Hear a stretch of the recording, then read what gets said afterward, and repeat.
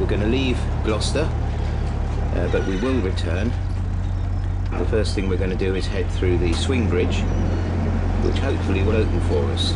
If not, there's a phone number to call. And then it's off down the Gloucester and Sharpness canal to new horizons. Let's go. Phone number. It's quick.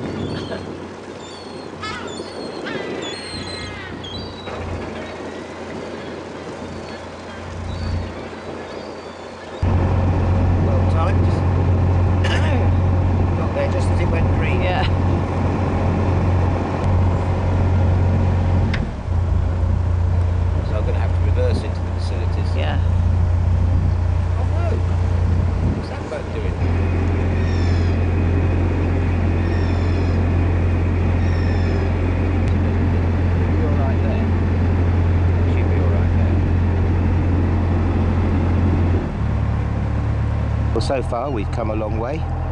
We've got as far as Sainsbury's and we stopped up. But now we're about to set off down the Gloucester and Sharpness canal, which was completed by Telford in the early part of the 19th century and is a ship canal, so it's wide and deep, not like the narrow canals that we're used to.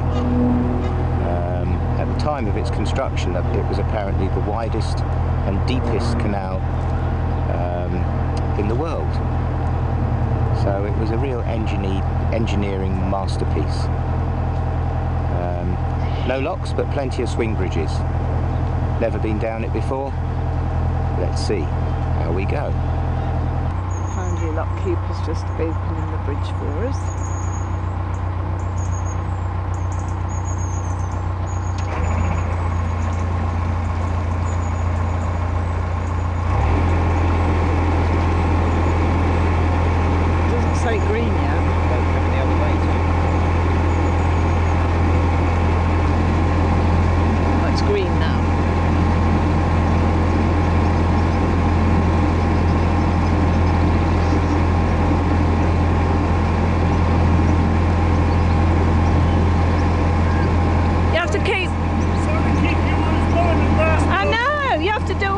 Do you? Well, I try. Multitasking.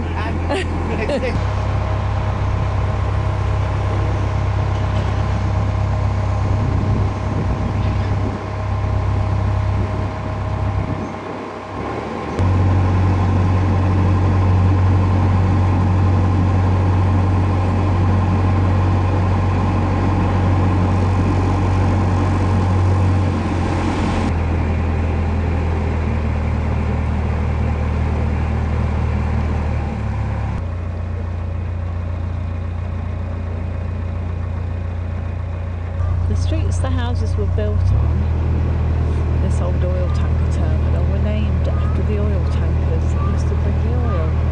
It's just nice, isn't it?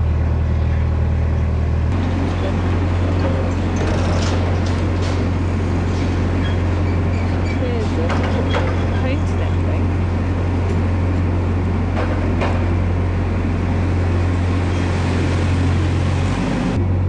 Wide as a river, but it's a canal. I don't think there's any flow on it because there's locks at both ends. About as wide as the River Soar, I guess. However, one of its river-like properties is that sections like this are a little bit samey. So no more pictures like this. I will take pictures of anything interesting or different, such as this pretty house standing on the banks of the canal. Beautiful countryside over there.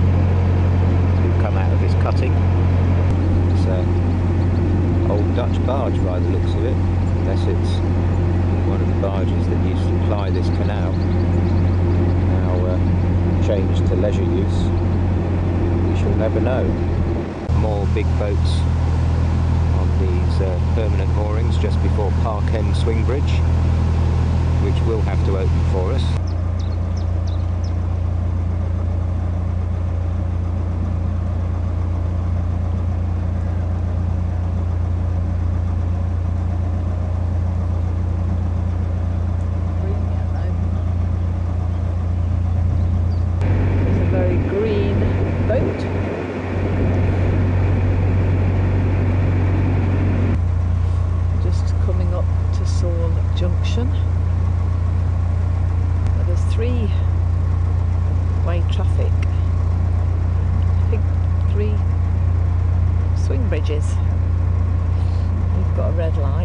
so we'll just hang fire.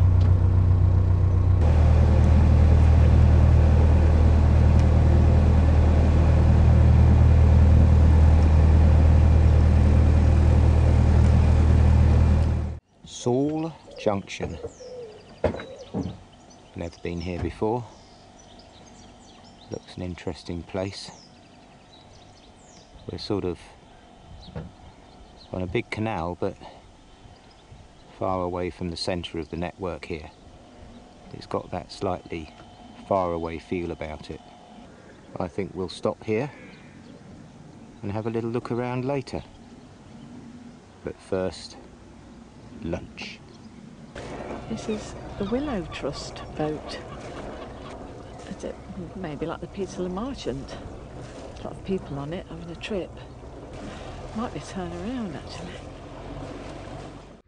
Right, well, we've had lunch and we've got off our boat and we're off to find the River Severn.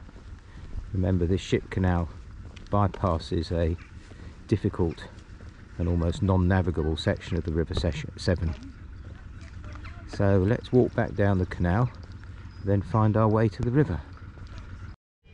And here we have Saul Junction, where the Stroud Water Navigation joins the Gloucester and Sharpness ship canal.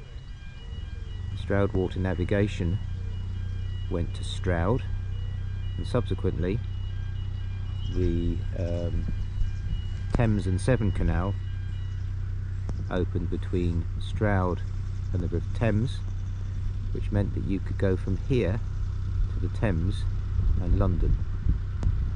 Some of the Stroud Water Navigation is in water, but here there's only that marina and this lock. This lock is restored and has the original paddles that work on rack and pinions rather than the usual ratchets. There you are. So you cranked the pinion and that rack pulled the paddles to one side to let the water out of the lock or into the lock. And this lock, of course, was built because the Gloucester and Sharpness canal was built after the Stroud Water Navigation, so they had to get the Stroud water up to the level of the Gloucester and Sharpness up from the River Severn. We'll come back to that, but first let's walk back down the canal to the previous bridge and then strike out for the River Severn. And here we are on that massive barge with all the reeds growing out of its cargo hold. Still feels like it's floating. Just imagine trundling down this massive canal on this massive barge full of, I don't know, coal, aggregate, hay apparently was one of the cargoes transported, and all other sorts of stuff that oiled the wheels of British commerce before it was moved onto planes and trucks. I'm trying not to drop the camera as we look into the bowels of this old barge. Clearly people have been here before us. And here we are back at the River Severn, the bit that's not navigated these days because it's been bypassed by the Gloucester and Sharpness canal. Massive river by this time, just a few miles from the estuary, but apparently it was very difficult to navigate, especially in winter with the high tides. Second highest tide in the world apparently on the River Severn, and of course the Severn Bore is well known. We are on the Severn Way, one of the major footpaths of the UK that follows the River Severn all the way from its origin to its estuary, and we are walking down this fairly busy lane with very little in the way of refuge. It's unbelievable that people who develop these walks don't spend a little bit of money in keeping the walkers safe. Anyway, let's hope we get to the other end safely. Well, here we are coming into Framilode, where we may catch another glimpse of the Severn after that exhilarating walk down the road. Well, it's not the River Severn, it's the final bit of the Stroud water before it hits the River Severn. And we're sitting in the Ship Inn, where Judith has a pint of Cornish lager, Korev. Very nice. Should set us up for the walk up the Stroud water back to Sewell Junction, with a little look round the marina maybe. Crisps. Yes, crisps. Enjoy. Right, after refreshment, let's walk down this disused canal back to Sewell Junction. So this unassuming little path is the beginning of the Thames and Severn Way. And this follows the Stroud water navigation and then the Stroud and Thames Canal to Lechlade. So from here you can follow this canal network, largely disused, all the way to the Thames at Lechlade. And then you can pick up the Thames path at Lechlade and walk all the way to London. What an incredible walk that would be. We're just going to do a little bit though. And now all that's left of the canal is the towpath. Everything else has been filled in and reclaimed as farmland.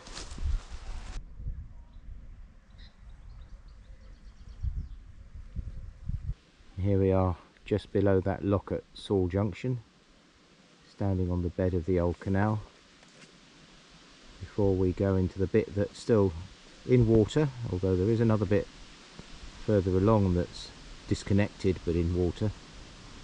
Have a look at the marina back at Sewell Junction. Let's go that way. So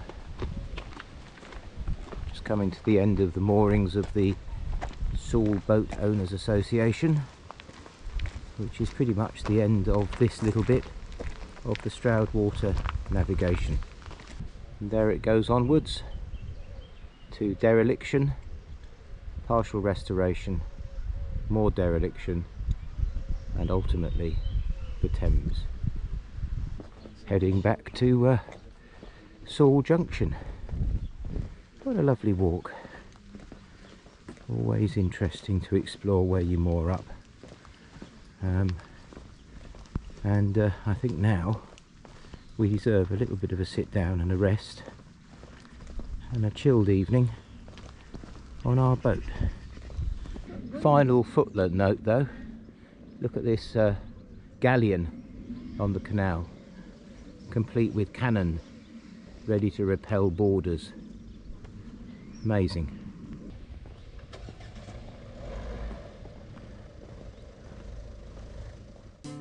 Well, I hope you enjoyed that little cruise from Gloucester down to Sewell Junction with that fascinating look at a piece of canal history. If you did like it, please like, comment and subscribe to this channel. Next time we're off to the seaside, but for now I'll say goodbye.